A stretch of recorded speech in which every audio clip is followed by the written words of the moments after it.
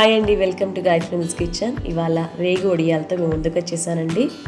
చాలామందికి చిన్నతనంలో తింటుంటాం, చూసుంటాం. ఈ మధ్యకాలంలో అయితే సరిగ్గా కనిపించట్లేదు, కానీ రేగి వడియాల టేస్ట్ అయితే పుల్లగా, కారంగా, ఘాటుగా భలేగా ఉంటాయి టేస్ట్. ఇప్పుడు సీజన్ కదండి, కాబట్టి ఈ సీజన్లో రేగి వడియాలు పట్టేసుకుందాము. ఇలా రేగి పండ్లు అంటే ఇలా ఉంటాయి. ఇవి నాటుకాయలండి, హైబ్రిడ్ కాయలు కాదు.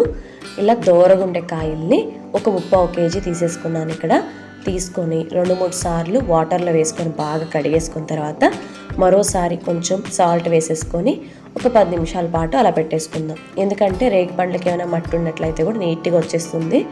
ఇలా రెడీ చేసుకున్న తర్వాత వెడల్పుగా ఉండే ప్లేట్లో నీరేం లేకుండా తీసేసుకుందాం. ఇలా దూరగుండే కాయల్ని చేత్తో ఇలా చూపిస్తున్న విధంగా తీసుకోవాలి. తీసుకొని పురుగు ఏమన్నా ఉన్నట్లయితే పడేయండి, లేదు నీట్గా ఉన్నట్లయితే ఇలా గింజ సపరేట్గా, పొట్టు సపరేట్గా పెట్టుకుందాం. ఇలా అన్ని రేగి పండ్లని బాగా శుభ్రం చేసుకొని రెడీగా పెట్టేసుకుందాం.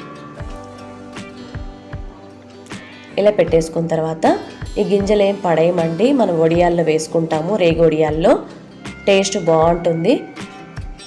ఇందులో కండంతా కూడా అలాగే ఉంది కదా, అందువల్ల పక్కన పెట్టుకొని మిక్సీ జార్ తీసేసుకొని పచ్చిమిరపకాయలు ఒక 6-7, అలాగే జీలకర్ర 1.5 టీ స్పూన్, చింతపండు చిన్న నిమ్మకాయ సైజ్ అంతా వేసేసుకొని మిక్సీ జార్ పట్టేసుకుందాం.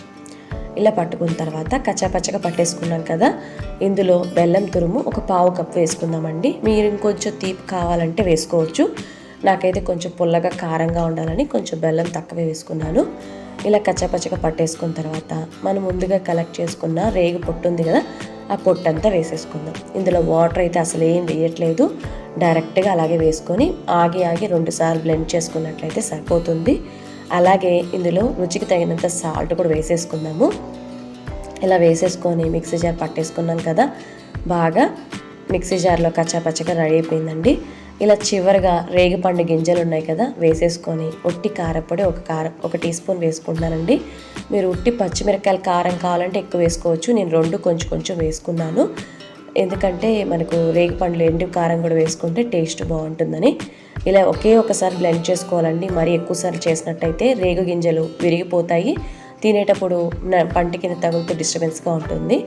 అందువల్ల ఇలా రెడీ చేసేసుకొని చిన్న వడియాల్లాగా వడలు చేసుకుంటా చూసారా, అలా చిన్న వడియాలను చేసేసుకొని ఎండలో 4-5 రోజుల పాటు ఎండబెట్టేసుకొని స్టోర్ చేసుకుంటే రుచికరంగా ఉండే రేగిపండు వడియాలు రెడీ అండి. మీకు ఈ రెసిపీ నచ్చిందా? నచ్చితే ఫ్రెండ్స్కి, రిలేటివ్స్కి షేర్ చేయండి. మీరు ట్రై చేయండి. అలాగే కొత్తగా మా ఛానల్ చూస్తుంటే ప్లీజ్ సబ్స్క్రైబ్ చేసుకొని సపోర్ట్ చేయండి. ఇలా మరెన్నో టేస్టీ ట్రెడిషనల్ రెసిపీస్ గాయత్రి నాందు కిచెన్లో ఉన్నాయి, చూడండి, ఆస్వాదించండి.